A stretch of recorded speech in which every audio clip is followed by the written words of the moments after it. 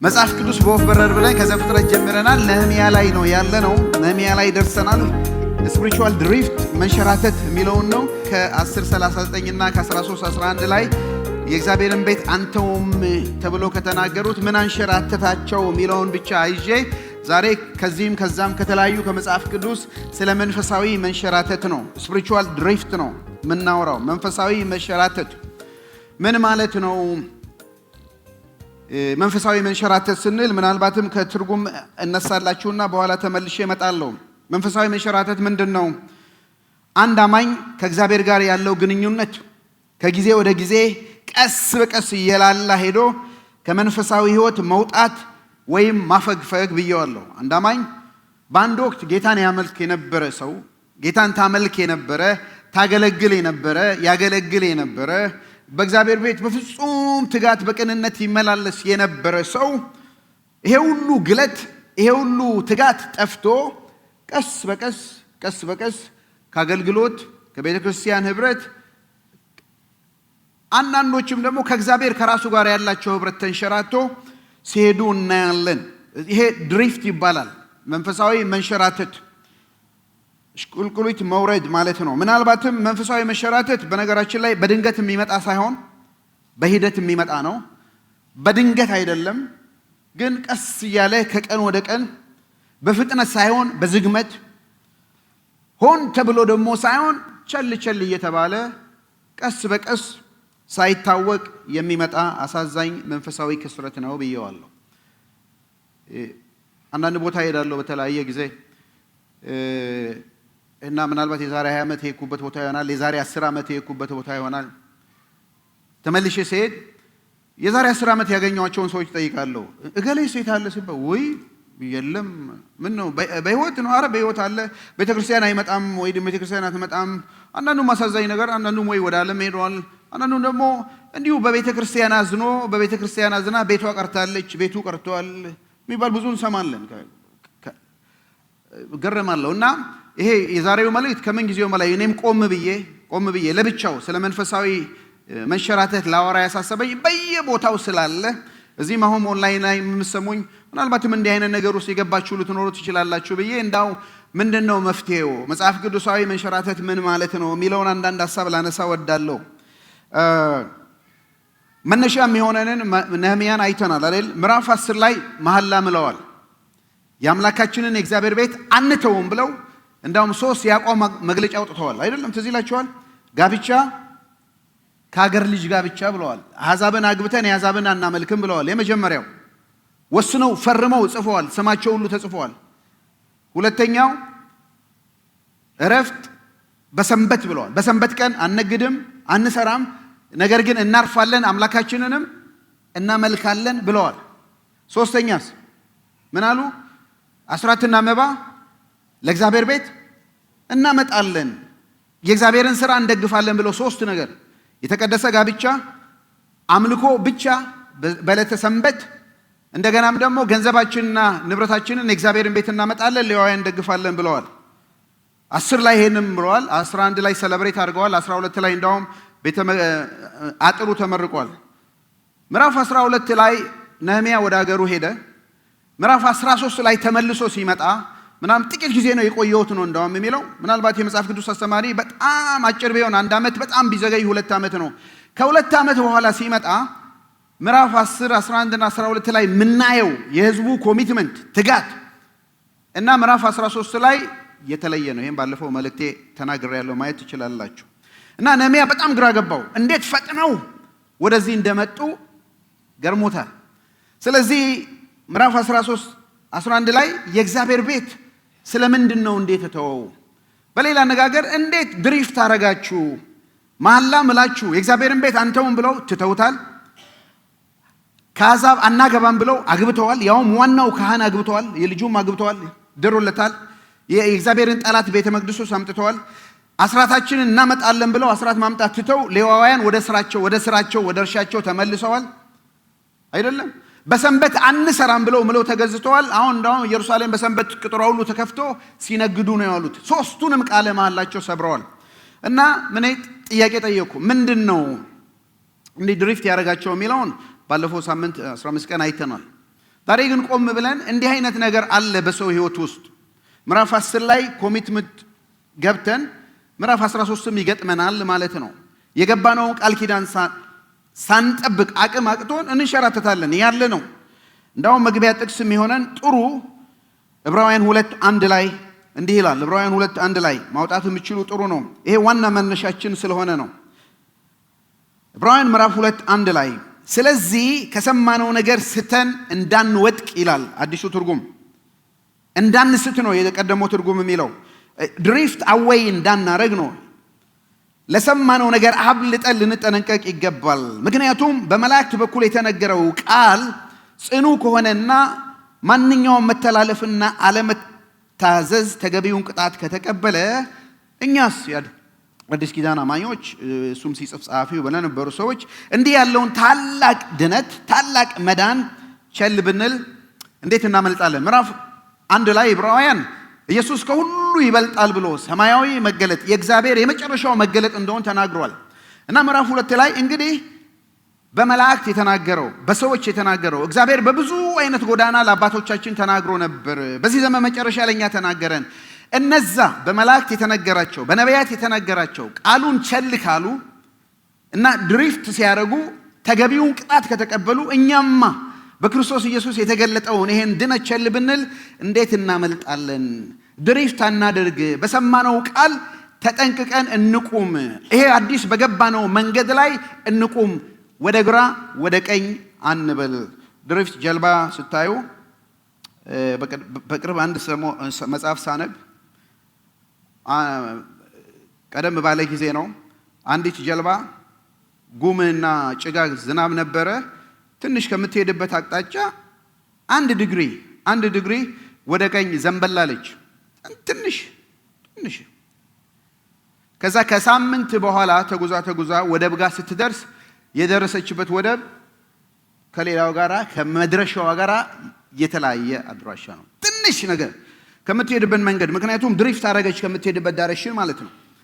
እና ዛሬም አንዳንድ ጊዜ እናስባለን በህይወታችን የምንወስናቸው ትንንሽ ውሳኔዎች ትንንሽ ምርጫዎች እቺ ነገር ደግሞ ምን አለባት የምንላት ድሪፍት ሲያደርገን ስንሄድ እና አንድ ቲክቶክ ላይ አሁን 5 ደቂቃ አለኝ 5 ደቂቃ ምናምን ትንሽ ብናይ ችግር የለውም። 5 ደቂቃ 10ም ችግር የለውም። 1 ሰዓትም ችግር የለውም።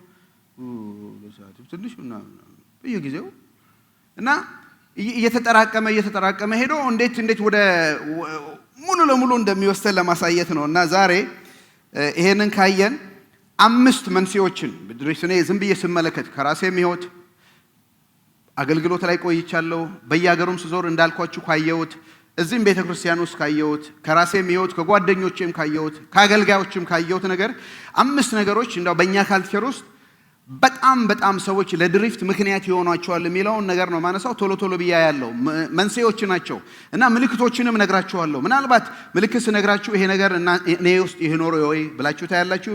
ኢቨንቹዋሊ መጨረሻ ላይ ደግሞ መፍትሄዎችን እናያለን። ችግሩን ካሳየን ምልክቱን ካሳየን መፍትሄውን እናያለን።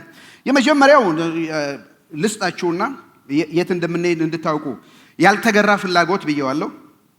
ሁለተኛ ያልተመለሰ ጸሎት፣ ሶስተኛ ያልታከመ ቁስል ከጊዜ በኋላ ስለሚመረቅዝ፣ ያልተጠበቀ መከራ ወይንም ያልታሰበ መከራ ብዙዎችን ድሪፍት ያደርጋል።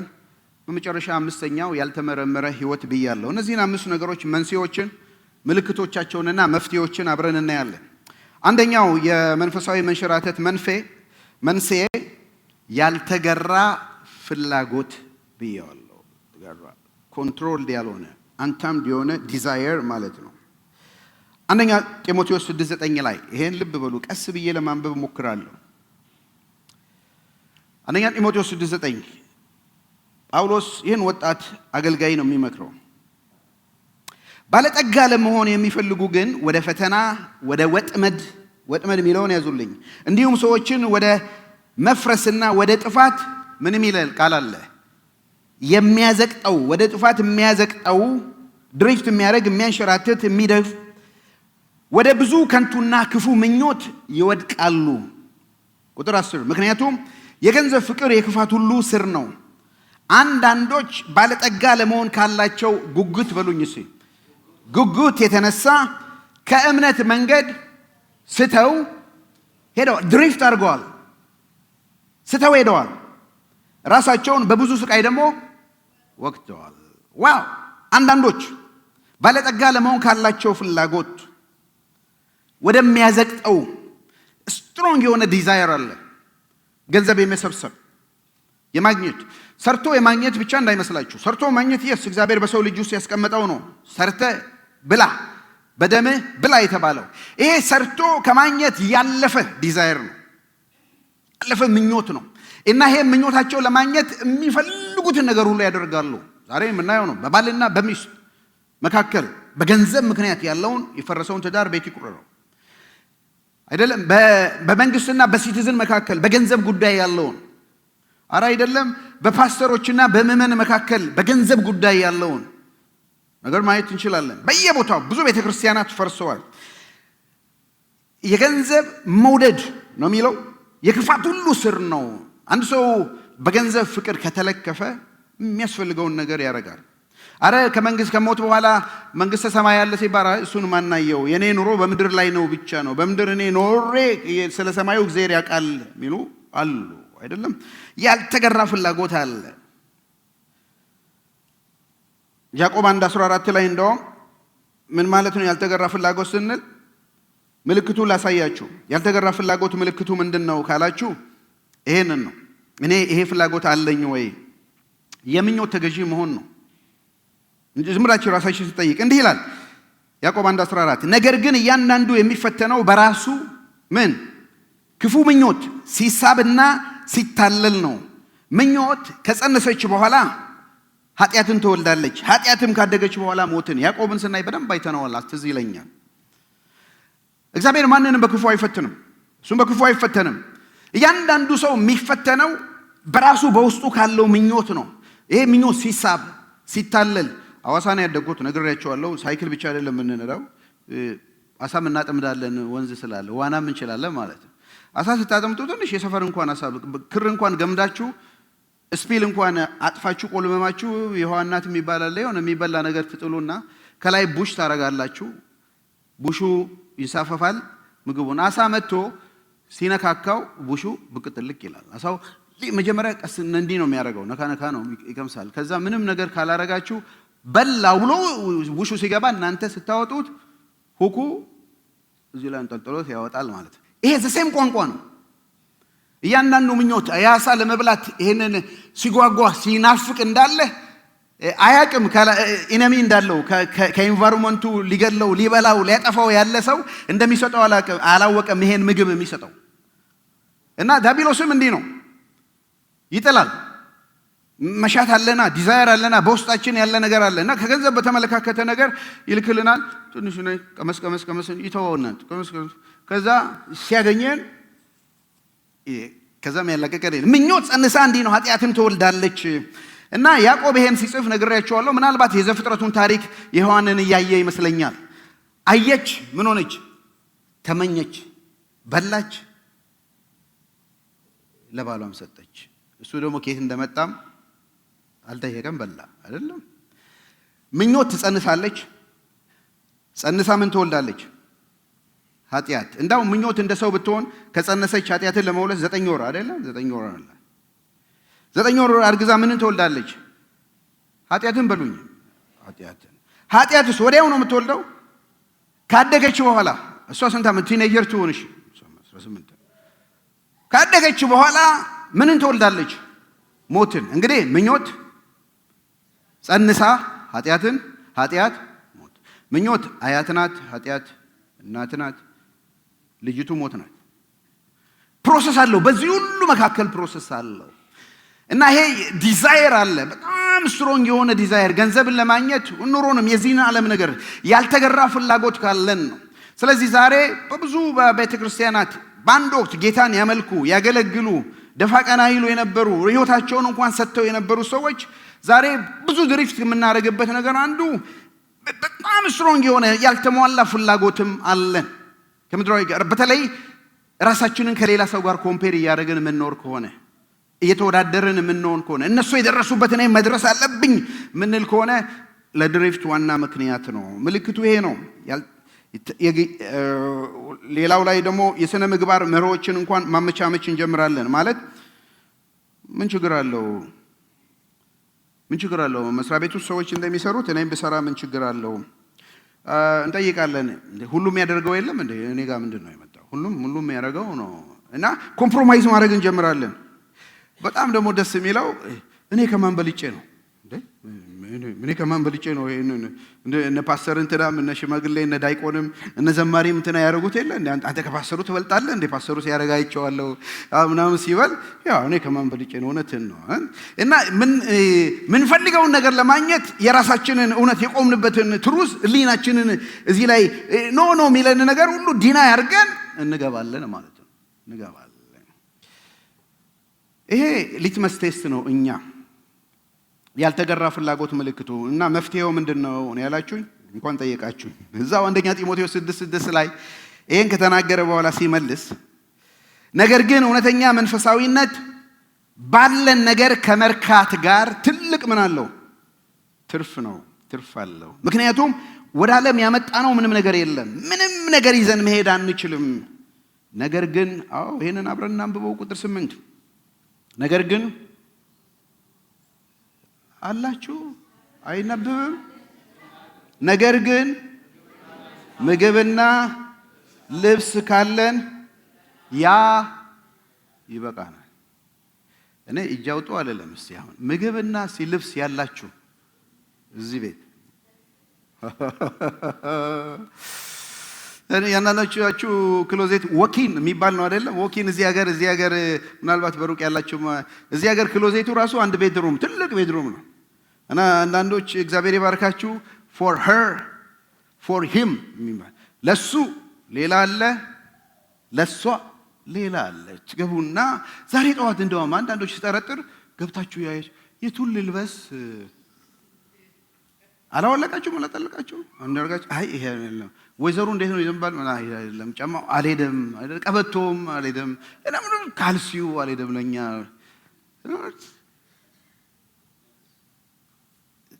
ቆጥረን ከምንችል እኔ ልብስ ሰፊ ነበርኩ ብዬ ነግሬያቸዋለሁ። ትዝ ይላቸዋል። ገና የአራተኛ ክፍል ተማሪ ያለው ነው መስፋት የጀመርኩት። ስንት ዓመት እንደሆነ እንጃ 9 ነው ምናምን። እና ሲንጀር አባቴ ገዝቶልኝ መጀመሪያ በረንዳ ላይ ነው መሰፋው። ከበረንዳ ነው ወደ ቤት የምትገቡት። የመርካቶ አካባቢ ያደጋችሁ እና ብዙ መጀመሪያ ስራ የለመድኩት ኮሌታ በመገልበጥ ነው። ኮሌታ መገልበጥ ማለት ታውቃላችሁ፣ ሸሚዝ ረጅም ጊዜ ስለሚለበስ እንደውም አንዳንዴ አጥበን እስኪደርቅ ድረስ እኛ ጠዋት ቤት አይደል የምንቀመጠው፣ ሲደርቅልን ምናምን መኖጣ የነበረው እና በየጊዜው ይሄ ሁሉ ሸሚዙ አዲስ ሆኖ ኮሌታው ያልቃል። ስለዚህ ኮሌታ ያመጡና ከዚህ ጋር እናነሳና ይሄ የጀርባውን ወደ ውስጥ የውስጡን ወደ ገርብና አዲስ ሆኖ እንደው ኮሌታው ይታያል። እሱ ደግሞ ሌላ ጊዜ ይሄዳል ማለት ነው። ኮሌታ መገልበጥ እነዛ ዘመን ይረሳሉ ወይ ነው ዝም ብለን። አንዳንዶቻችሁ እዛ ላትሆኑ ትችላላችሁ፣ ምንም ችግር የለም አይደለም አረጋለን። እና ምግብና ልብስ ካለን ያ ይበቃናል። ጳውሎስ ይበቃናል ምንድነው የሚለው? በኑሮ መርካት። ኑሮዬ ይበቃኛል ማለት የቀደመው ትርጉም እውነተኛ መንፈሳዊነት ይላል። ልብ በሉ ቁጥር 6 እውነተኛ መንፈሳዊነት ባለን ነገር መርካት ነው። በቃ መንፈሳዊ ሰው ምን ይመስላል ብላችሁ ጠይቁ። በጳውሎስ በዚህ አንደኛ ጢሞቴዎስ 6 መንፈሳዊ ሰው ባለው ነገር የሚረካ ነው ማለት አትስሩ ለማለት ለስንፍና አይደለም። ቪዥን አይኖራችሁ፣ ፓሽን አይኖራችሁ፣ ሁሉ ጊዜ ምን ባላችሁበት እርገጡ ምናምን እያልኩ አይደለም። በፍጹም አልወጣኝም። እንሰራለን። የሚሰራበት ሀገር ላንድ ኦፍ ፍሪደም ላንድ ኦፍ ኦፖርቹኒቲ ነው የመጣ ነው። እንሰራለን። ለነገሩ ይሄን መስበክ አያስፈልገኝም ለእናንተ ታውቁበታላችሁ በደንብ አይደለም። 7ቱን ቀን መጣ። ስለዚህ እሱ ጋር አይደለም ገባው። ምናልባት ሌላ ሀገር ቤት ነው ይሄን ስሩ ምናምን ብዬ የማይሰራ ይብላ ብዬ ኢትዮጵያ ልሰብክ እችላለሁ። ብዙዎች ስራም ስለሌለ ስለማይሰሩም ዲዛይርም ስለሌለ፣ እዚህ ግን የግድ መስራት ነው። ካልሰራችሁ አንኖርም አይደለም። ግን ኑሮዬ ይበቃኛል ማለትን ተማሩ። በጣም ኮምፓሪዝም ካለ ወገኖች ሆይ በጣም አስቸጋሪ ነው እንደሆነቱ። ከማንም ጋር ልንወዳደር አያስፈልግም። እነሱ አዲስ ቤት ገዙ ይግዙ፣ አዲስ መኪና ነዱ ይንዱ፣ ብራንድ ነገር ምናምን ለበሱ ይልበሱ። who cares? ዋናው እኛ እንዴት ነው የምንኖረው? እንደ መንፈሳዊ ሰው ደግሞ መንፈሳዊ ነገር መርካት ነው። እና ብዙዎች ዛሬ ከመንፈሳዊ ነገር ድሪፍት ያደረጉ ከአገልግሎትም ከቤተ ክርስቲያንም ብዙም ያደረጉ በኮምፒቲሽን ስፒሪት አንዱ ከአንዱ ጋር በመወዳደር ሁላችንም እኩል አቅም የለንም። ስለዚህ ሊከፍሉት የማይችሉበት ዕዳ ውስጥ ገብተው ሊከፍሉት የማይችሉበት ብድር ውስጥ ገብተው ሊወጡት የማይችሉት ላይፍ ስታይል ውስጥ ገብተው ምናልባትም ሊወዳደሯቸው የማይችሉ ካምፓኒን ጀምረው ያንን ዲማንድ ያንን ፍላጎት ለመሙላት ሲሉ ከእግዚአብሔር ቤት እየቀሩ አገልግሎት እየቀሩ የተንሸራተቱ ብዙዎች ናቸው። እኔም አይደለም ይሄው ጳውሎስ። አንዳንዶች ሲመኙ ራሳቸውን በብዙ ስቃይ ጎዱ፣ ከሃይማኖት መንገድ ስተው ሄዱ። ጳውሎስ ነው የሚለው በጥሩ ዘመን ይህንን ከአቅም በላይ የሆነ ኑሮ ሲለማመዱ ሃይማኖትን ትተው እምነትን ትተው እግዚአብሔርን ማምለክ ማገልገልን ትተው በማይሆን ስቃይ ራሳቸውን ወጥተዋል። አንተ ግን የእግዚአብሔር ሰው አካሄዴን ምክሬን ተከተል፣ ከዚህ ሁሉ ሽሽ ብሎ የሚመክረው ይሄንን ነው። ስለዚህ ባለን ነገር ይበቃናል። መፍትሄው ወገኖች ሆይ ምግብና ልብስ ካለን ይበቃናል። አሜሪካ ምድር ውስጥ ነው ያለ ነው። በእውነት ምግብና ልብስ ችግር የሌለበት አገር ውስጥ ነው ያለ ነው። እግዚአብሔር አትረፍርፎ በሚሰጥ ሰርተንም በምናገኝበት ምድር ውስጥ ነው ያለ ነው። ግን ይሄ ልክ ያልተገራ ዲዛይር ከእግዚአብሔር ቤት እንዳያወጣችሁ፣ ከአገልግሎት እንዳያወጣችሁ ተጠንቀቁ። ሁለተኛው የመንፈሳዊ መንሸራተት መንስኤ ያልተመለሰ ጸሎት ነው። ያልተመለሰ ጸሎት ብዙዎችን ከተስፋ መቁረጥ ጋር ያልተመለሰ ጸሎት ከእግዚአብሔር ቤት እንዲሸራተቱ አድርጓቸዋል። ይሄው ጠይቋል። መዝሙር 13:1 እግዚአብሔር ሆይ እስከ መቼ ድረስ ለዘላለም ትረሳኛለህ? ፊትን እስከ እኔ የምትሰውረው እስከ መቼ ድረስ ነው? ከሐሳቤ ጋር የምሟገተው ልቤም ቀኑን ሙሉ የሚያዝነው እስከ መቼ ነው? ጠላቴስ በእኔ ላይ የሚያይለው እስከ መቼ ድረስ ነው? ጸሎት ጸልየዋል የሰው ዳዊት ነው መጽሐፍ እንደሚናገረው። ጌታ ሆይ ጸሎቴን እስከ መቼ ነው የማሰማው? ዕንባቆም ብለዋል። አቤቱ እኔ ስጮህ የማሰማው እስከ መቼ ነው? በጣም አድካሚ ነው፣ አሰልቺ ነው። ያልተመለሰ ጸሎት አይደለም። ጸልየን ለምነን ሳይሆን ሲቀር ተስፋ እንቆርጣለን አይደለም? ተስፋ እንቆርጣለን። ባልተመለሰ ጸሎት የመንሸራተት ምልክትን ላሳያችሁ። ተስፋ መቁረጥ ነው። ጸልየን ሳይሆን ሲቀር የምትዘገይ ተስፋ ምን ታደርጋለች? ልብን ታሳዝናለች። ተስፋ ሲዘገይ በተለይ በቃ እግዚአብሔር ያደርገዋል ብለን ሰባኪዎች ሲሰብኩ እኔ 3 ቀን ጾም ጸልዬ እግዚአብሔር ጥያቄን ሁሉ መለሰ ሲባል በቃ እናንተ 7 ቀን ትይዛላችሁ። 7 ቀን ምናምን ይዛችሁ ተጠብቁ፣ ምንም ነገር የሚመጣ የለም። እና ይሄ ነገር እንዴት ነው ትላላችሁ? እንዴ እንትና 3 ቀን ጸልየው ተመልሶ ነው 7 ቀን ግዴ ለምን? አሁን ደግሞ የሚቀጥለው ስትሰሙ ኢየሱስም 40 ቀን ጾሟል ሲባል 40 ቀኑ ትጾሙና ደግሞ ንቅንቅ አይልም ነገሩ። ስለዚህ በእርግጥ ይሄ ጸሎት የሚባለው ነገር ይሰራል እንዴ? ጸሎቱ መጠራጠር እግዚአብሔር በእርግጥ ይሰማል እንዴ? ደግሞ ይሰማል። የጓደኛዬ ልጅ ነው። ጓደኛዬ ወንድም ነው እና ብዙ አለ ከዛ ጋር የተያዘ። ኤኒዌይ ወንድሙ አሜሪካን ኤምባሲ ገባ። አሁን እዚህ ሀገር ነው ያለው። ብዙ ቤተሰብ አላቸው። ከዝኖች ከየከዝኑ ምናምን ሁሉ ወደ አሜሪካ መጥተዋል። ከዚህ ቤት ግን ማንም ወደ አሜሪካ የመጣ የለም። እና አንዱ ወንድማቸው ወደዚህ የሀገር የመምጣት እድል አገኘና የቪዛ ቀኑ ነበር። ለእኛም እዚህ ተነግሮን እንጸልያለን፣ እነሱም ይጸልያሉ። ገባ። ወንድምየው አብሮት ሄደዋል ኤምባሲ። ከዛ ሆፉል ነበር። ሲወጣ አይ ከለከሉኝ እኮ አለው። ታላቅ ወንድሙ ነው። ፊቱ ሁሉ ተቀያየረ። እግዚአብሔር ድሮም ለእኛ ቤት ሲሆን አይሰማም ማለት አሁን ግን ሰምተዋል። ያ ልጅ እዚህ ነው ያለው። እንደዚህ ነው ስንወዳደር ስናይ በቃ እግዚአብሔር መንገደ ብዙ ነው፣ እንዴት እንደሚመልስ አናውቅም፣ ብቻ እንጠራጠራለን። እና ያልተመለሰ ጸሎት በጣም ብዙዎችን አንሸራተዋል። ምንድነው መፍትሄው ካላችሁ፣ መፍትሄው ሉቃስ 18:1 ላይ እንዲህ ይላል። ሳይታክቱ በቃ ጸሎት መቀጠል ነው መፍትሄው። 18:1 ላይ ደቀ መዛሙርት ሳይታክቱ ሁል ጊዜ መጸለይ እንዲገባቸው ለማሳየት ኢየሱስ ይሄ ምሳሌ ነገራቸው። ሳይታክቱ ጸሎት አታካች ነው ወገኖች፣ እውነቱን መናገር አታካች ነው። ቁጥር 6 ጌታም እንዲህ አለ። ስለ አመፀኛው ዳኛ ተናግሮ ነው። አመፀኛ ዳኛ ያለውን ስሙ። እግዚአብሔር ቀንና ሌሊት ወደሱ ለሚጮሁ ምርጦቹ አይፈርድላቸውምን? ከመጠን በላይስ አዲሱ ትርጉም ደስ ይላል ችላ ይላቸዋልን? እላቸዋለሁ ፈጥኖ ይፈርድላቸዋል። ከመጠን በላይ ችላ ይላቸዋል እግዚአብሔር ልጆቹን ሌት ተቀን ለሚጸልዩት ፊቱን ለሚሹ ሳይታክቱ ለሚለምኑ ከመጠን በላይ ችላ ይላቸዋል አይላቸውም። አመፀኛው ዳኛ እቺ ሴት በየቀኑ እየመጣች ፍረድልኝ ፍረድልኝ ፍረድልኝ ስትለው አመፀኛ እንኳን ሆኖ ከፈረደላት በሰማይ ያለው ደጉ አባታችሁማ በየጊዜው የምትጸልዩትን ጸሎት እንዴት አይሰማም? እውነት እላችኋለሁ ፈጥኖ ይፈርድላችኋል። እኔ ምስክር ነኝ። በግሌ ህይወቱን ልተውና እግዚአብሔር ረጅም ጊዜ የጸለይኩትን ጸሎት ሲመልሱ በጣም በፍጥነት እንደመለሰው ምናልባት የፓስተር ቢኒና የፓስተር ዳኒ ወደዚህ አገልግሎት መምጣት ለዩዝ ፓስተር ከ10 ዓመት በላይ ነው የጸለይ ነው። ሲሪየስሊ የጸለይ ነው። እንደ ቤተክርስቲያን ሽማግሌ በግሌ ከሚስቴም ጋር በጣም ሲሪየስሊ ነው የጸለይ ነው። እንደውም የቀደሙት እኛን ጸልዬ እኮ አንተ የመጣኸው ሲሉ እንዴ ታዲያ አሁንስ ለምን ለወጣት አትጸልዩም? እንደ ድሮ እኔን ጸሎት ካመጣ ለወጣት ደግሞ ለምን አይመጣም እላቸዋለሁ።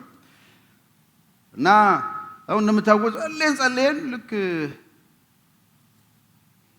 ቢኒ መንገድ ላይ ክሮስ አድርጎ መጣ። የቢኒን ተነጋግረን ስናወራ እሱ በመጣ ሽማግሌዎች አግዞኝ 4 ሳምንት ሆኗል አልሆነም አይደል? 4 ሳምንት ሰው ዳይኒ መጣ። 10 ዓመት ሙሉ የጸለይ ነው ጸሎት እውነት እላቸዋለሁ ፈጥኖ ይፈርድላቸዋል የሚል ያ ሁሉ የተጠራቀመው ነገር በ4 ሳምንት ውስጥ የ10 ዓመቱ ተከታታይ መጣ ማለት እኛ እንኳን እስኪያስቸግረን ድረስ አሁን 2 ከመጡ ምን እንሆናለን ፋይናንሻሊ ምናምን እስክንል ድረስ ማለት ነው። እግዚአብሔር ስለሆነ ያመጣቸው እግዚአብሔር ፕሮቫይድ ያደርጋል እናምናለን። እንደ ቤተክርስቲያን ይሄ ሊቪንግ ቴስቲሞኒ ነው ወገኖች ለኛ የጸለይነውን ጸሎት ምናልባት 10 ዓመት ጸለያችሁ ይሆናል 5 ዓመት ጸለያችሁ ይሆናል ያ በሽታ እንዲሄድ ፈውስ እንድታገኙ የልጆቻችሁ ጉዳይ ፕሮዲጋል የሆነ ልጆች ያላችሁ ከእግዚአብሔር ቤት ይወጡ መቼ ነው የሚወጡት መቼ ነው የሚመጡት ልጄ መቼ ነው የምትመጣው ወንዱ ልጄ መቼ ነው የሚመጣው ሴቷ ልጄ መቼ ነው የምትመጣው እናቴ መቼ ነው የምትድነው አባቴ መቼ ነው የሚድነው ይሄ ሁሉ ዘመን ጸለይኩ ወንድሞቼ መቼ ነው ወደ ጌታ የሚመጡ ይሄ ሁሉ ጸልያለሁ ግን አሁን ጸሎት አቆማለሁ አንልም ወገኖች ሳይታክቱ እንዲጸልዩ ይሄ ሁሉ ይደግ ጽዋው ይሞላና እውነት እላችኋለሁ እግዚአብሔር ፈጥኖ አንዴ መመለስ ሲፈልግ ሁሉ ነገር ያደርጋል። ክብር ለእግዚአብሔር ይሁን። አሜን አሜን አሜን አሜን አሜን አሜን አሜን አሜን። ስለዚህ ሳይታክቱ ጸሎትን መቀጠል ነው። ሰይጣንም ዓላማው ጸሎት እንድናቆም ነው። እግዚአብሔር አይሰማም እንድንል ነው። ከእግዚአብሔርም ቤት እንድንሄድ ነው እንጂ ለኛ ዝኖ አይደለም። እኔ ግን ልንሸራተት ጥቂት ቀረ ያላለም አሳፍ የሚባለው ያጣተኞችን ሰላም አይቼ ኑሯቸው የተባረከ ነው ሲሞት እንኳን አያጣጥሩም ከሚፈልጉት በላይ አላቸው ሁሉ ነገር አላቸው እና እኔ ግን እነሱን አይቼ አካሄዴ ሊሰናከል ልንሸራተት ድሪፍት ላደርግ ትንሽ ነበር ይቀረኛል። እግዚአብሔር ይመስገን ድሪፍት ከማድረግ እና መልእክቴ በዚህ ምላላችሁ በቤት ለምትሰሙ እግዚአብሔር ጸሎታችሁ ያልተመለሳላችሁ ሆልድ ኦን ታገሱ። በመሰዊያችሁ ላይ ቁሙ፣ ቀጥሉ። ጸሎት እንኳን አስቸጋሪ በሚመስል ጊዜ ጸልዩ። እግዚአብሔር አንድ ቀን አመፀኛው ዳኛ ከፈረደ በሰማይማ ያለው አባታችን እንዴት አይፈርድም? ከመጠን በላይ ችላ ይላቸዋልን? መልሱ አይልም። እግዚአብሔር ልጆቹን ችላ አይልም። ሶስተኛው የመንፈሳዊ መሸራት መንስኤ ያልተገራ ፍላጎት ብያለሁ አይደለም? ያልተመለሰ ጸሎት። ሶስተኛው ያልታከመ ቁስል ዕብራውያን 12:14 እንዲህ ይላል ከሰው ሁሉ ጋር በሰላም ለመኖር የሚቻላችሁን ሁሉ አድርጉ። ከማ ጋር? ከአንዳንዶች ጋር ነው የሚለው። አንብቡልኝ ፕሊዝ። ከብዙዎች ጋር ከሰዎች ሁሉ ጋር በሰላም ለመኖር የሚቻላችሁን ሁሉ አድርጉ። ቁጥር 15 ከእናንተ ማንም የእግዚአብሔር ጸጋ እንዳይጎድልበት ደግሞ መራራ ስር በቅሎ ችግር እንዳያስከትልና ብዙዎችን እንዳይበክል ተጠንቀቁ። ከሰው ጋር በሰላም ኑሩ። ግን ከእናንተ አንዳንዶቻችሁ ከሰው ጋር እንደው በሰላም መኖር ካቃታችሁ እና ይሄ ቢተርነስ አለ መራራ ስር መርዝ የሆነ ስር ችግር እንዳያስከትል ይሄ ደግሞ ስር የሚበክል ነው ሌሎችን የሚበክል። በነገራችን ላይ ልብ በሉ የተጎዱ ሰዎች ሰዎችን ይጎዳሉ። ይሄ አባባል ነው፣ እውነተኛ ነው። hurty people hurts people ይላሉ። የተጎዱ ሰዎች ይጎዳሉ። ሌላም በልባቸው በጣም ምሬት ያለባቸው ሰዎች በሆነ ሰው ላይ ማለት ነው።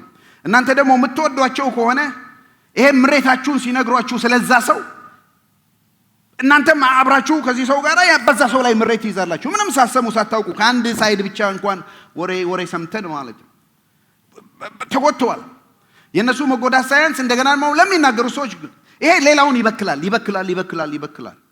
የልብ ህመም በተለይ ከይቅርታ ጋር ያለ እሱ ነው ለማንሳት የምፈልገው።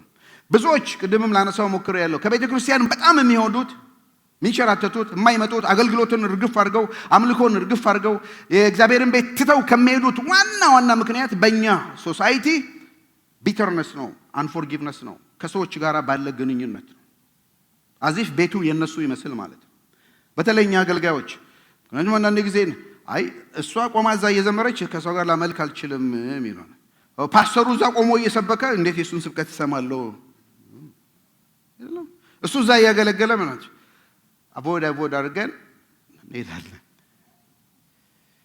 አንድ ሰው ሲናገር ይቅርታ ማለት የታሰረን እስረኛ እንደ ፈቶ ነፃ እንደመልቀቅ ነው ካለ በኋላ በጣም ይገርመኝ።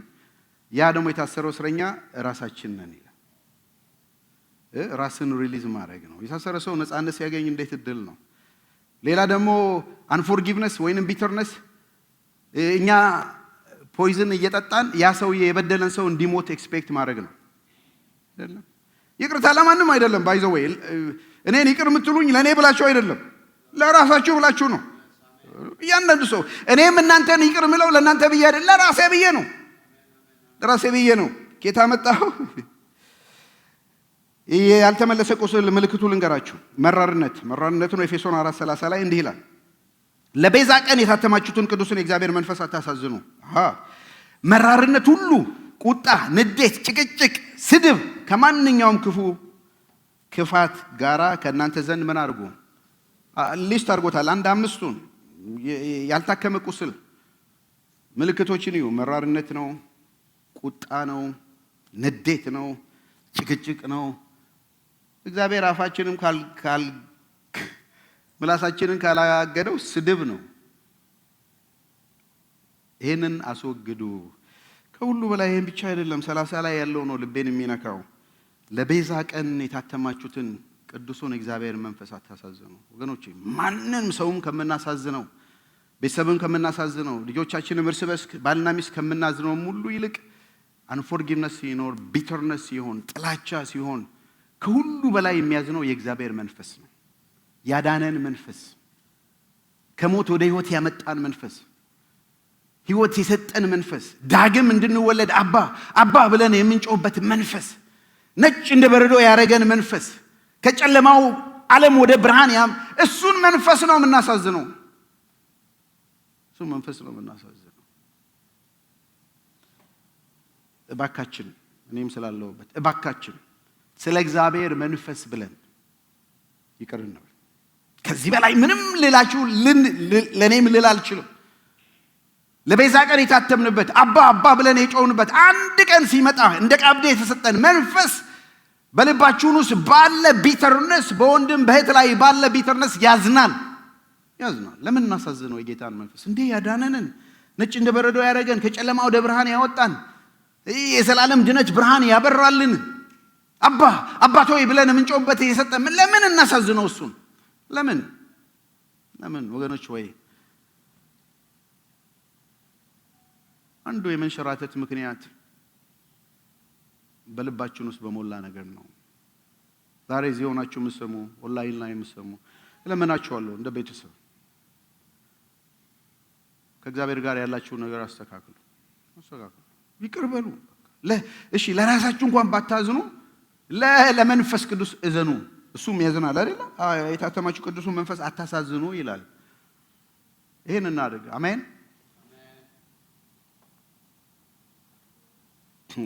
ሌላው ምልክቱ ከቅዱሳን ህብረት ማፈግፈግ ነው። ራስን ከህብረት ማግለል፣ ቤተክርስቲያን መሄድ ማቆም፣ አንዳንድ የሚያሳዝኑ አማኞች ሁሉ እንደ ግብዝ አድርጎ መቁጠር። በጣም አሁን ከመስመር እየወጣን ድሪፍት አድርገን ስንሄድ ከራሳችን አልፎ ወደ ምዕመናን መጣው። አይ ዝም ብሎ የግብዝ መሰብሰቢያ ነው ይላሉ። ግብዞች የሰበሰቡበት አንድም እኮ ጤነኛ የለም፣ ሁሉም እኮ የተለከፈ ነው ምናምን።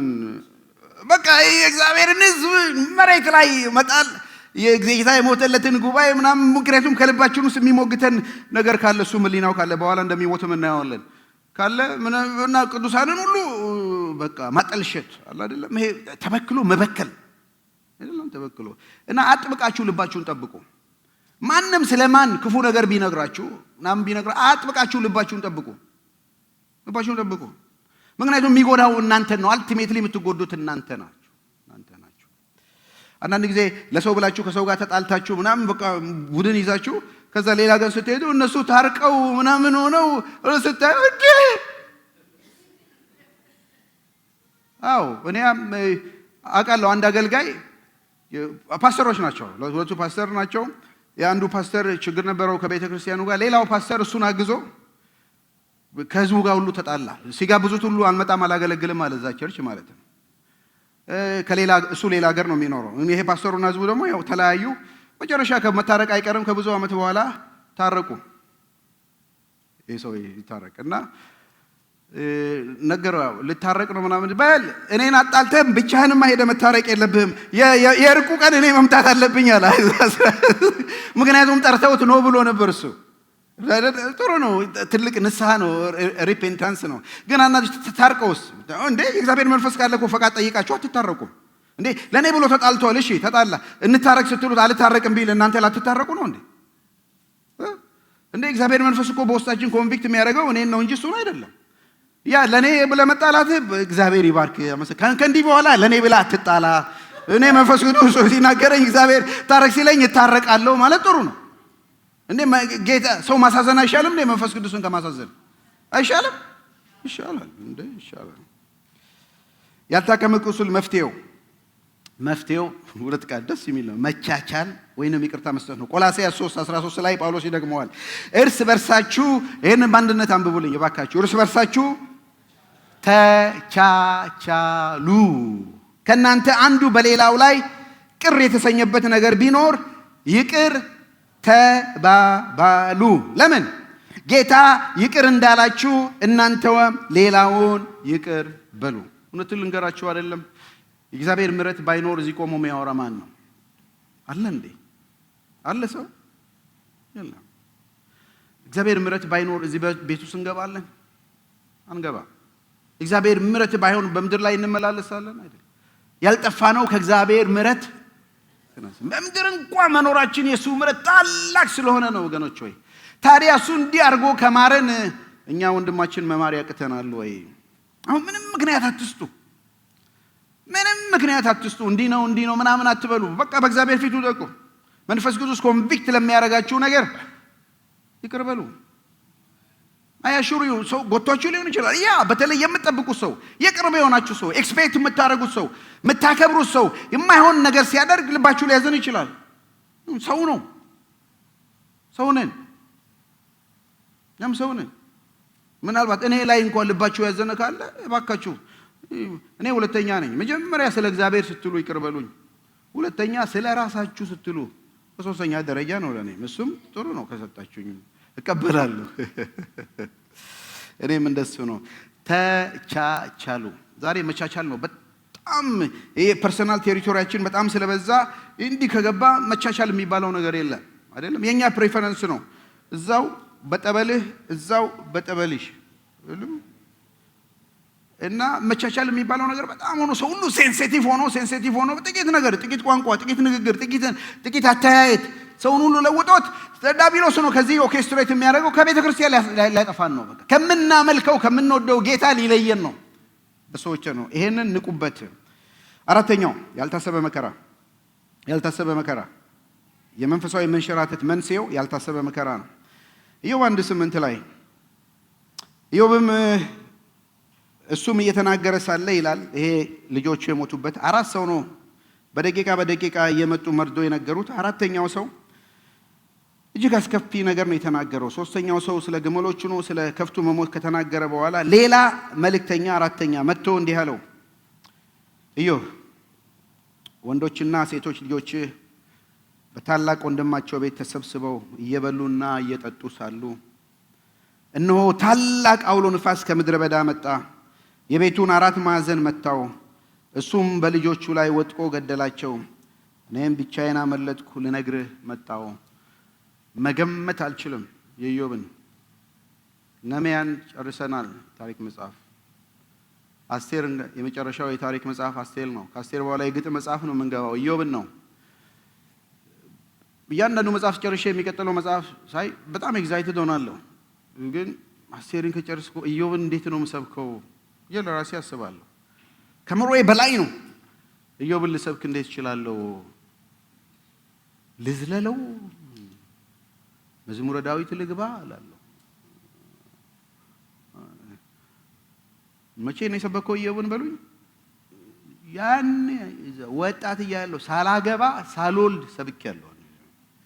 ከዛ ወዲህ እንደ ለምሳሌ ይጠቀማዋለሁ እንጂ አለይኩም በወፍ በረርግም አለይኩም። ይሄን አንድል ማድረግ ይቻላል። ያለው ነገር ሁሉ 10 ደቂቃ ባልሞላ ጊዜ ከፍቱ፣ ንብረቱ፣ ግመሉ፣ በጎቹ ሁሉ ካለቀ በኋላ 4ኛው ዜና ኢዮብ 10 ልጆች በታላቅ ወንድማቸው ፓርቲ ነበራቸው፣ ሲበሉ ሲጠጡ 10 ልጆች በአንድ ቀን ሞቱ። በአንድ ጊዜ እኔም ልነግርህ መጣው። እንችለዋለን ወይ? አንዱ ልጅህ አይደለም 4 ልጆች 5 10 ልጆች። ድንገተኛ መከራ ነው የደረሰበት። አሰቃቂ መከራ ነው የደረሰበት። እንደዚህ አይነት ሰው በመጽሐፍ ቅዱስ ውስጥ የለም። ኢዮብ በአዲስ ኪዳን ምሳሌ ተጠቅሶልን ከባድ መከራ ነው የደረሰበት። አስቸጋሪ መከራ። ሰይጣንም ዓላማው ምን ነበር? ኢዮብን ሊያንሸራትተው ነው። እስቲ ንካውና ያመልክሃል ነው ያለው አይደል? ከእግዚአብሔር ጋር ፉክክር። ንካውና ያመልክሃል፣ ስለ ባረከው ነው። ጌታም አይ ወሰደበት አለው እና ብቻውን አገኘው እና እግዚአብሔር ሰጠ፣ እግዚአብሔር ነሳ፣ እግዚአብሔር ስም የተመሰገነ አለ። አይ አሁን ንብረቱን ነው የወሰድክበት፣ አሁን ደግሞ አካሉን ጤናውን ብትነካው ምን እንደሚያደርግ ታውቃለህ አለው። ጤናውን ነካው። በመከራ የመንሸራተት ምልክቱን ልንገራችሁ። ጥሩ ምሳሌ የምትሆነን ሚስቱ ናት። በእግዚአብሔር ላይ መመረር ነው። በነገራችን ላይ መመረር ዲዘርቭ ታደርጋለች። አዎ 10 ልጆቿን በግሪክ የተጨመረውን ስናይ እኔም 10 ጊዜ ሳምጥና ስወልድ ብላለች። ፔንፉል የሆነ ነገር ነው ያሳለፈችው፣ ሰው በምድር ላይ ከሚያሳልፈው ነገር። እሱ ኢዮብ ገላ አንስቶ ገላውን ሲፎክት በቁስል ከተመታ በኋላ እንዲህ አለች። ምዕራፍ 2 ቁጥር 9 ላይ ሚስቱም ኢዮብን አሁንም ታማኝነትን አልተውክም፣ ይልቁንም እግዚአብሔርን ርገምና ሙት አለችው። ርገምና ኑር አይደለም አለችው፣ ሙት። እሱም አነጋገርሽ እንደ ሞኝ ሴት ነው። መልካሙን ነገር ከእግዚአብሔር ዘንድ ተቀበልን፣ ክፉንስ አንቀበልምን አላት። በዚህ ሁሉ ኢዮብ በንግግሩ አልበደለም። ምን አይነት ሰው ነው? አይ ዶንት ኖ። ምንድነው የገባው ነገር? አይ ዶንት ኖ። እግዚአብሔር ግን ተወራዶበታል። አንድ የማውቀው ነገር ግን አለ። እግዚአብሔር ከሚያልፍበት ፈተና ሁሉ በላይ ጸጋውን ለቆለታል። በመከራው ስታልፉ ከአቅማችሁ በላይ ትፈተኑ ዘንድ የማይፈቅድ አምላክ እሱ መውጫውንም ያዘጋጃል እንደሚል ጸጋዬ ይበቃሃል። ለጳውሎስም ይሄ መከራ ከኔ ላይ ንቀል ሲል ጸጋዬ ይበቃሃል፣ ኃይሌ በድካሜ ይገለጣል ስላለው እግዚአብሔር ኤክስትራኦርዲናሪ የሆነ ጸጋ ስለለቀቀበት እንጂ እንደ ሰው እንደኛ ለሆነ ይሄ የሚቻል አይደለም። ሜሪ እንዳለችው ይሄ እንዴት ሊሆን ይችላል? በፍጹም አይቻልም። ግን መንፈስ ቅዱስ ባንቺ ላይ ይመጣል። እግዚአብሔር ረድቶት ነው እንጂ የኢዮብ ሚስት ሪስፖንድ ናቹራል። እንመረራለን። መከራ በድንገት ሲመጣ አሁን በዚህ ቤት ላላችሁ ኦንላይንም ለምትሰሙኝ ይህን ነው የምላችሁ። መከራ ያው በድንገት ነው የሚመጣው፣ ተናግሮ አይመጣም። ብዙ መከራ ውስጥ ያለፋችሁ በቤተሰብ፣ በትዳር፣ በልጆች ኤክስፔክት ያላረጋችሁት በስራ ቦታ፣ በፋይናንስም፣ በጤንነት፣ በድንገተኛ ሞት በመከራ ውስጥ የምታልፉ አላችሁ። እግዚአብሔር ቃል ምንድን ነው የሚለን? አምልኳችሁን ቀጥሉ። መፍትሄ ነው። አምልኳችሁን ቀጥሉ። ሰይጣን አምልኮ ለማስቆም ነው ሐሳቡ። ይሄን ነው ኢዮብ 1 20 ላይ እንዲህ ይላል፣ ኢዮብም ተነሳ፣ ልብሱንም ቀደደ፣ ራሱንም ተላጨ፣ በምድር ላይ ተደፍቶ ሰገደ። ይሄ ሰገደ የሚለው ወርሺፕ አደረገ። በምድር ላይ ተደፍቶ ሰገደ፣ እንዲህም አለ፣ ራቁቴን ከእናቴ ማፀን ወጣው፣ ራቁቴንም ሄዳለሁ። እግዚአብሔር ሰጠ፣ እግዚአብሔር ነሳ፣ የእግዚአብሔር ስም ብሩክ ይሁን። በዚህ ሁሉ ኢዮብ አልበደለም፣ በእግዚአብሔር ላይ ክፉን አልተናገረም። ኢዮብ ማምለኩን አላቆረጠም። አያቅም ዲያብሎስ በዚህ ነገር ከእግዚአብሔር ጋር እንደተወዳደረ። ዓላማው ሰይጣን በዛም ይሁን በዚህም ይሁን ዓላማው አምልኳችንን ለማስቋረጥ ነው፣ እንዳናመልከው ለማድረግ ነው። ከጨለማ ምድር ያዳነንን ጌታ እንዳናመልከው ሊያደርገን ነው። በዚህም በሰዎች ቂም አስይዞ ባልተመለሰ ጸሎት ስትሮንግ በሆነ ዲዛይር በዛም ይሁን በዚህ እግራችንን ከቤቱ ለማውጣት ልባችንን ከእግዚአብሔር መንግስት ለማውጣት ዓላማው ይሄ ነው። ኢዮብ ግን ገብቶታል። እግዚአብሔር እንደተወዳደረ ባይነግረውም እግዚአብሔር ሰጠ፣ እግዚአብሔር ነሳ፣ የእግዚአብሔር ስም የተመሰለ አምልኮ አልቆመም። ዋው! ክብር ለእግዚአብሔር ይሁን። እኔ የማደፋፍራችሁ ይሄ ነው። በተለያየ መከራ ታልፋላችሁ። እንደ ቤተሰብ እንደ ቤተ ክርስቲያን እናልፋለን። በዚህ ሁሉ ውስጥ ግን አምልኮ አላቆምንም፣ አናቆምም። እዚህ ምሳሌዎች አላችሁ፣ እንደ ደመና የከበባችሁን በብዙ መከራ ውስጥ ስታልፉ ግን በእግዚአብሔር ቤት ታማኝ ሆናችሁ ስታገለግሉ ስታመልኩ ያላችሁ አላችሁ፣ ያው ምስክር አላችሁ እዚህ ቤት ውስጥ። ስለ እናንተ እግዚአብሔርን አመሰግናለሁ። ስለ በዛላችሁ ጸጋ እግዚአብሔርን አመሰግናለሁ። አሜን አሜን አሜን አሜን። ግን ለሌሎቻችን ይሄ ይሁነን። አምልኮ አናቆምም። መከራ አያስቆመንም። ያልተመለሰ ጸሎት አያስቆመንም። የልባችንም የክርስቶስ የሆኑት ስጋን ከክፉ መሻጋ ሰቀሉ እንደሚል እንሰቅለዋለን። ምንም ነገር በሕይወት እስካለን ድረስ ቃል ገብተናል። በሕይወት ዘመኔ ሁሉ አመልክሃለሁ አገለግላለሁ ብለን በምንም ነገር ብናልፍ አምላካችንን እናገለግላለን። አሜን ሃሌሉያ። አንደኛ ጴጥሮስ 4:19 ላይ ጴጥሮስ እንዲህ ይላል፣ ልብ በሉ፣ ያልታሰበ መከራ ሲገጥመን መፍትሄው ምንድነው ብያለሁ? መቀጠል ነው። በሉ እስኪ መፍትሄው ምንድነው? መቀጠል ነው። ስለዚህ ይላል አንደኛ ጴጥሮስ 4:19 እንደ እግዚአብሔር ፈቃድ መከራ የሚቀበሉ ሁሉ ነፍሳቸው ለታመነ ፈጣሪ አደራ ሰጥተው መልካም ማድረጋቸው ምን ያርጉ? ይቀጥሉ። አዲስ ኪዳን ትርጉም ነፍሳቸው ለታመነ ፈጣሪ ያድርሱ። እንደ እግዚአብሔር ፈቃድ መከራ ለሚቀበሉ። ምክንያቱም ሰው በገዛ ፈቃዱ መከራ የሚቀበል አለ። ያብራራል። እየሰረቃችሁ መከራ ብትቀበሉ ምን ጥቅም አለው? ይለው ማለት ሰርቃችሁ በፕሪዝን ብትሄዱ ምን እሱ መከራ ያው ዲዘርቭ ያደርጋል። ግን እንደ እግዚአብሔር ፈቃድ መከራ ስትቀበሉ ነፍሳችሁን ለፈጣሪ አደራ ስጡና መልካም ማድረጉን ቀጥሉ።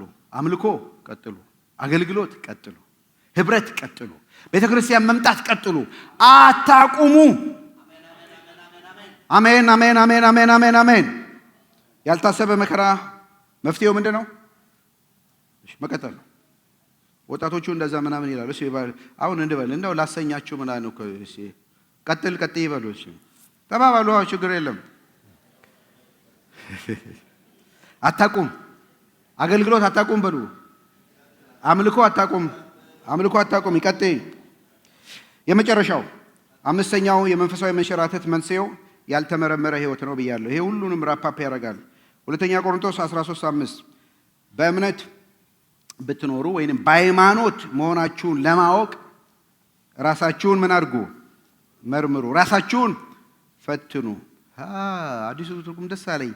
ከፈር የወጣችሁ ካልሆነ በቀር ከመስመር ድሪፍት ያደረጋችሁ ካልሆነ በቀር ኢየሱስ ክርስቶስ በውስጣችሁ እንዳለ አታውቁምን? በሃይማኖት ብትኖሩ መርምሩ። በነገራችን ላይ እሁድ አርብ በቅዱሳን ጉባኤ በባይብል ምስተዲ ስንመጣ የትም ቦታ የማናገኘውን ህይወት ቃሉን ስናነብ ቃሉ ይበረብረናል። እዚህ ቦታ በየእሁዱ መተን የምናደርገው መመርመር ነው። ቤታችንም ስናነብ አቤቱ መርምረኝ ፈትሸኝ እንደሚል የእግዚአብሔር ቃል። ምልክቱ ልንገራችሁ፣ ያልተመረመረ ህይወት ምልክቱ ለመንፈሳዊ ነገር ዲሲፕሊን ፍላጎት ማጣት ነው ማለት። ለቃሉ፣ ለጸሎት፣ ለህብረት፣ ለአገልግሎት፣ ለለጋስነት ያለን ፍላጎት ይጠፋል። ቸልተኝነት ቀስ እያለ ሲወስደው ምንም አፒታይት የለንም። ድሮ የእግዚአብሔር ቃል ሲናገር ልባችን ይቃጠልብን የነበረው ምንም ጸሎት ምንም አይደለም። እንደውም የሆነ ነገር ብያለሁ። ሌላው መንፈሳዊ ባዶነት ይሰማናል። ኤምፒቲ ነው። በቃ እንጸልያለን ወይም እንዘምራለን ወይ የሆነ ነገር እናደርጋለን፣ ኤምፒቲ ነው። እንዲህ ብያለሁ። ጸሎት እጅ ሲል፣ ቃሉ እንጨት ሲል፣ ህብረት ግብዝነት ሲመስል፣ አገልግሎት ደግሞ እንደ ትልቅ ሸክም ሲከብድ፣ መስጠት እንደ ሬት ሲመር፣ ያኔ ህይወትን መመርመር አስፈላጊ ነው።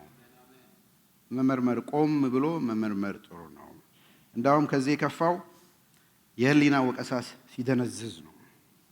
የህሊና ወቀሳ መደንዘዝ፣ ለኃጢአት ምክንያት መስጠት ስንጀምር፣ መንፈሳዊ ነገሮችን አቅለለን መመልከት ስንፈልግ፣ ይሄ ያኔ ተንሸራተናል ወገኖች። በጣም ነው የተንሸራተተ ነው። ይሄ አሁን እግዚአብሔር ቃልን ስትሰሙ እንደዚህ የእግዚአብሔር መንፈስ ይነግራችሁን ንስሐ ትገቡ አልነበረ? እግዚአብሔር ወይ ትሉ ነበር። አሁን ግን ስታዳምጡ ሰውየው ይሄ ስለማን ነው የሚያወራው? እንደዚህ ካላችሁ ተንሸራታችኋል። ህሊናችሁ ደንዝዟል። ሰውየው ስለማን ነው ሰባኪው የሚያወራው ነው ያላችሁኝ? እንኳን ጠይቃችሁ ስላንተ ነው፣ ስላንቺ ነው የማወራው። ስለማን ነው የማወራው? ስለኔ ነው የማወራው። ስለኛ ነው የምናወራው።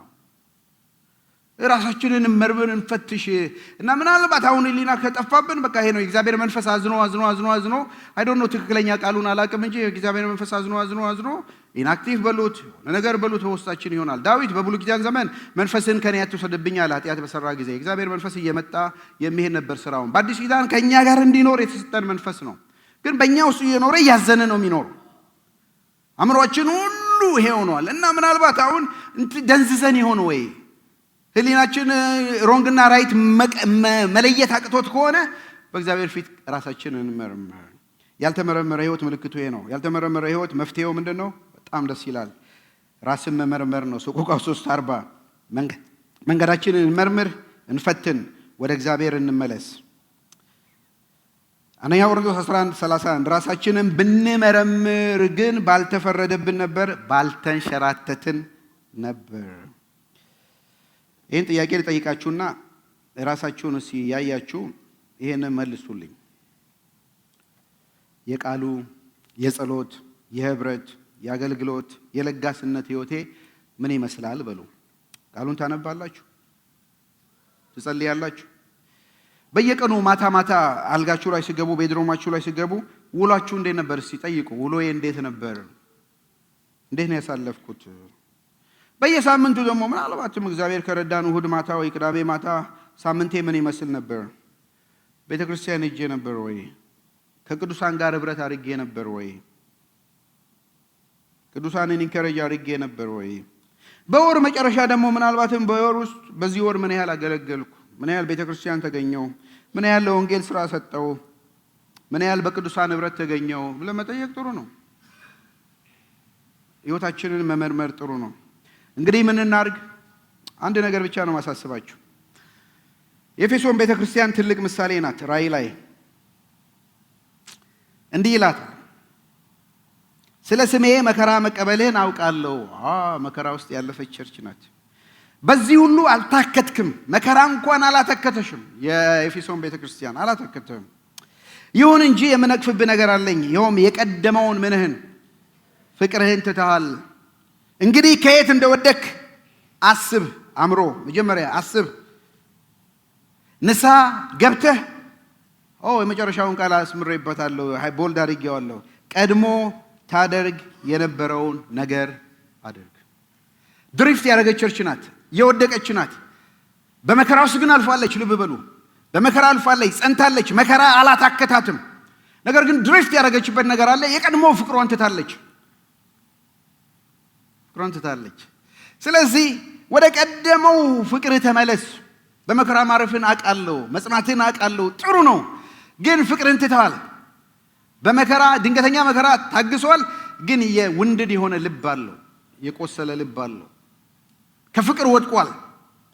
ስለዚህ ምን እናድርግ ነው ያላችሁኝ ወገኖች? ወይ እንዳንሸራተት ቀድሞ እናደርግ የነበረውን ነገር እናደርግ። ቀድሞ ታደርግ የነበረውን ነገር አድርግ። እስኪ አንድ የመጨረሻ አፕሊኬሽኑ ስለሆነ ጎናችሁ ላለው ሰው ድሮ ቀድሞ ታደርግ የነበረውን እያደረግሽ ነው ወይ በሏት። ሴት ከሆነች፣ ወንድ ከሆነ ቀድሞ ታደርግ የነበረውን እያደረግክ ነው ወይ?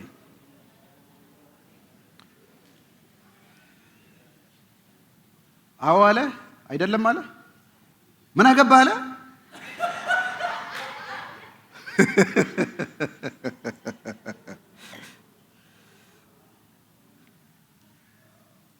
ቀድሞ ታደርጉ የነበረውን አድርጎ ወገኖች ሆይ ቀድሞ ትጸልዩ ነበር አሁንም ጸልዩ ቀድሞ ሰው ቪዚት ታደርጉ ነበር አሁንም ቪዚት አድርጉ ቀድሞ ለጌታ ለወንጌል ሥራ ትሰጡ ነበር አሁንም ስጡ ቀድሞ በእግዚአብሔር ቤት ትመጡና ደፋ ቀና ትሉ ነበር አሁንም ቀጥሉ ቀድሞ ልባችሁና ቤታችሁ ለቅዱሳን ክፍት ነበር አሁንም ክፈቱ አንድ ቀን አንተ በጎ ታማኝ ባሪያ አንቺ በጎ ታማኝ ባሪያ ይለናል ከሰማነው ነገር ዋናው ቁም ነገር ከመንፈሳዊ ሕይወት ስተን እንዳንሸራተት ምድራዊ ፍላጎታችንን በምን አልኩኝ በመንፈስ እየገራን የጸሎት መልሳችንን በትዕግስት እየተጠባበቅን የቆሰለው ልባችንን በይቅርታ እያከምን ሕይወታችንን በቃሉ እየመረመርን በመከራ ውስጥ አምልኳችንን ቀጥሉ እንዳንሸራተት ቀጥሉ ወገኖች ማምለክ ቀጥሉ ማገልገል ቀጥሉ መስጠት ቀጥሉ ልባችሁ መከፈት ቀጥሉ እንቀጥላለን ዲያብሎስ አያስቆመንም እናምናለን ይሄን ክብር ለእግዚአብሔር ይሁን አሜን